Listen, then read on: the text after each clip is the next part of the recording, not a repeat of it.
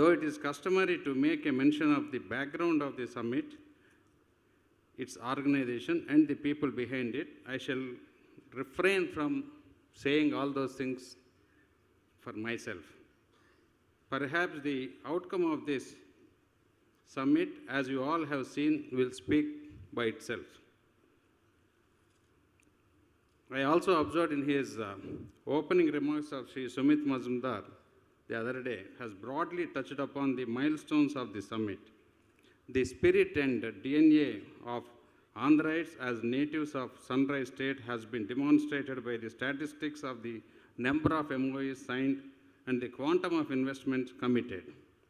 Thank you for reposing trust in AP, and we will not fail in making you realize your dreams.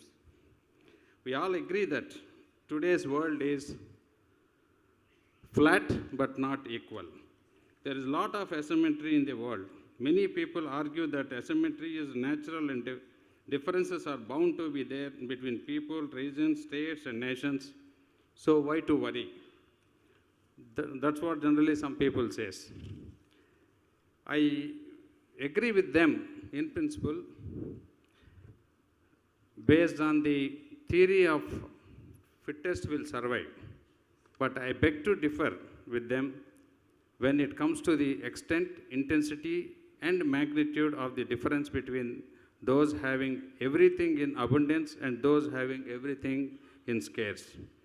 Experts have propounded for many years, like microeconomic, macroeconomic, and developmental models and theories. None of them seem to be satisfactorily working at the cutting edge in bridging the gap between haves and have-nots.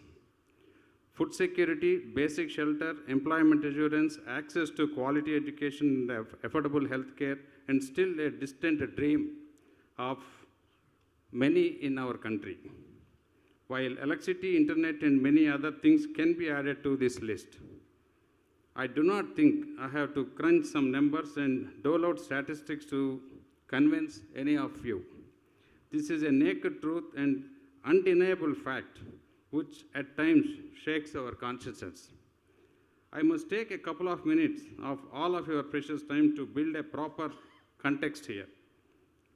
I came across some sociological studies that empirically proved that prolonged socio-economic disparities and distortions are the primary reason for worsening law and order situation in any place.